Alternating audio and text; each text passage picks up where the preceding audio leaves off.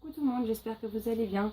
Je vous retrouve en vidéo pour vous présenter ma palle hivernale. Alors, techniquement, l'hiver commence le 20 ou 21 décembre, je sais pas, j'ai pas regardé. Mais j'ai décidé de commencer cette pile à lire hivernale au 1er décembre et de la finir donc la veille du printemps à 23h59. Donc, du coup, j'ai quelques jours de retard suite à mon intervention chirurgicale qui a fait que je n'ai pas pu tourner les vidéos plus tôt pour vous la mettre en ligne. Donc je pense que ce sera, là on tourne, je tourne, il est samedi, donc je pense que je vous la mettrai en fait pour demain. Je vais l'uploader cette nuit, comme ça au moins j'aurai pas trop de retard, surtout qu'il y a certains livres du coup de cette liste que j'ai déjà lus. Donc il y a 20 livres et un livre bonus. Donc j'ai pris mes anti-sèches parce que je vous avouerai que certains sont en numérique, donc je risque de les oublier au passage. Donc on commence tout de suite. Donc j'aimerais beaucoup lire cet hiver La véritable histoire des contes de fées de Julie Gredd, publiée aux éditions Jourdan. Donc je dois le recevoir, mais ce n'est pas encore le cas, donc je vous mets la couverture ici. Donc c'est tout ce que Walt Disney ne nous a jamais dit sur les contes de fées. C'est vrai que c'est moi qui suis une fan de Disney, une fan des contes. J'ai très envie de voir l'approche de l'auteur sur cet ouvrage. Un autre livre de Julie Gredd qui doit arriver normalement dans la semaine prochaine, courant semaine prochaine. Il s'agit de Ceci n'est pas qu'une comédie romantique, toujours de Julie Gredd, publié aux éditions Jourdan. Donc pareil, apparemment, de ce que j'ai compris, c'est une romance, mais c'est plus que ça, de ce que j'en ai compris. C'est vrai qu'il me tarde de le découvrir, et donc dès que je le reçois, je pense qu'il va vite être englouti, surtout qu'il n'est pas très long. Ensuite, nous avons Cooking Drama, tome 1, publié chez La Belle Badass, de Clara Lecor, que j'ai déjà lu, que j'ai terminé hier soir, donc je vous mets la couverture ici. Donc j'ai beaucoup aimé ce premier tome et puis je vais probablement découvrir la suite très rapidement. Ensuite nous avons Les Géants de Fer de Yvan, je ne sais plus son nom de famille. Je vous mettrai les livres cités ainsi que les auteurs en barre d'infos au cas où j'ai des petits bugs sur certains. Donc pareil, qui est déjà lu, dont ma chronique arrivera du coup aujourd'hui samedi sur le blog, qui était le premier tome d'un manga, publié donc chez Nat Édition. Ensuite nous avons Chasseuse de Lune, tome 1. De R.Eve, si je ne dis pas de bêtises, publié aux éditions Livre-Book. Donc c'est encore un format numérique, donc vous avez la couverture ici. Donc que ce soit la couverture ou le résumé, j'ai été très intriguée et c'est pour ça que je l'ai demandé. Et maintenant il me tarde de le découvrir. Nous avons ensuite Le Silence dans la nuit, tome 1 et 2 de Erin E. Keller, publié chez Juno Publishing France. Donc l'an dernier, l'auteur avait fait une petite nouvelle, donc le tome 1 de cette série. On a été nombreuses à espérer une suite parce qu'on avait un goût de trop peu, tellement c'était bien. Donc nos vœux ont été exaucés et du coup maintenant il me tarde de découvrir cette suite. Et vu que le premier tome est assez court, je le relirai pour me replonger dans l'ambiance et le début. Ensuite nous avons Le Secret de Snowcraft de Christy Snow, toujours chez Juno Publishing France, donc toujours en numérique. C'est la saga spin-off de la série Quand la mission se termine de la même auteure que j'adore. Donc ce premier tome est basé sur une romance MM, qui ne me gêne absolument pas, et donc j'ai hâte de découvrir les personnages qu'on rencontre dans le 5e tome de Mission. Ensuite nous avons le premier tome d'une nouvelle série qui sera publiée chez Juno Publishing France, qui est Love, tome 1, Laisse entrer l'amour.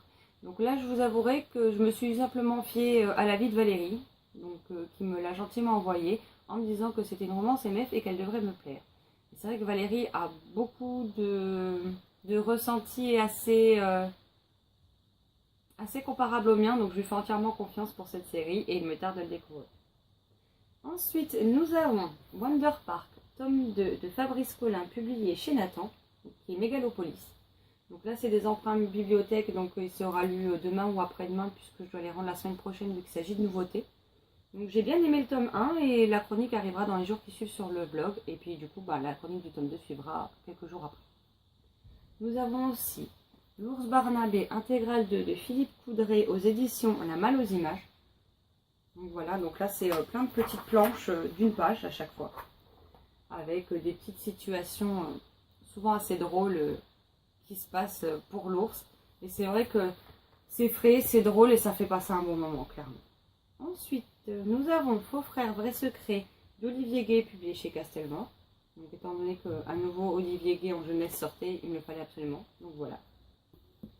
Un livre très court que je vais lire dans les jours qui suivent, qui est Résiliente de Julia Mitine, publié chez Rebelle Édition. Ensuite, nous avons C'est le point 7, La mort vous regarde, de Kerry Treweri, publié chez Hachette Roman. Alors, je suis désolée si je prononce le nom un peu bizarrement, mais je ne sais pas du tout comment on le dit, donc voilà. Ensuite, nous avons Joyeux Noël, donc c'est Histoire à lire au pied du sapin, qui est d'un collectif, publié chez Folio dans leur collection à 2 €. Donc, parfait pour la saison. Nous avons également Au pied du sapin, donc il y a des contes de Noël, entre autres de Pirandello, Andersen et Maupassant, toujours chez Folio dans leur collection à 2 €. Puis Le Père Noël assassiné de Kenneth B. Anderson, publié chez PKJ. Donc je le répète encore une fois, mais sur le challenge Fall Winter, j'ai vu que quelqu'un avait lu les 2 premiers chapitres et a été assez choqué car la personne ne s'attendait pas à ça. Donc je rappelle, derrière il y a un macaron, c'est écrit attention, certaines scènes peuvent choquer. Apparemment c'est loin d'être tout mignon, tout jeunesse, etc. Apparemment c'est quand même assez hard de ce que j'en ai vu, donc attention si vous vous le procurez, ne soyez pas surprise et prenez garde de l'avertissement. Ensuite, nous avons Des contes de Noël de Anne Perry, publié chez 10-18, qui est un recueil donc je sais même pas en fait. J'ai dit nouvelles, mais je suis pas sûre qu'on ait 10 en fait. Je vous dis ça tout de suite. Ah non, il y en a 4. Ah oui, 4. Ah bah dis donc, c'est quand même assez... Nous avons La disparue de Noël, Le voyageur de Noël, La détective de Noël et Le secret de Noël. Donc voilà, il y en a 4. Il fait environ 500 pages. Donc oui, c'est des nouvelles quand même assez longues, quoi, hein. Donc je pense que ça pourra me plaire du fait qu'elle ne soit pas trop courte. Nous avons un livre dont j'entends beaucoup de bien, qui permet de souffler, de rigoler, d'avoir une bonne dose d'humour, etc. Il s'agit de Les aventures improbables de Jules Dumont, écrit par Cassandra O'Donnell, publié chez Pygmalion Éditions, avec sa couverture toute jaune. Et je pense que c'est un livre cocooning parfait à lire pendant la période hivernale. Nous avons également Mon tome 2 de Elvira Time de Mathieu Guibé, publié aux éditions du Chat Noir. Donc je l'ai acheté, et vu que je n'avais pas lu le tome 1, je l'ai prêté à ma meilleure amie pour qu'elle le lise. Et entre temps, je l'ai lu avant qu'elle finisse celui-là. Donc maintenant que je l'ai, il ne compte pas faire un feu dans ma pile à lire. Nous avons également Les Décharnés, tome 1, Une lueur au crépuscule de Paul Clément, donc qui est de l'auto-édition, que vous pourrez trouver sur son site auteur et sur Amazon. Donc voilà.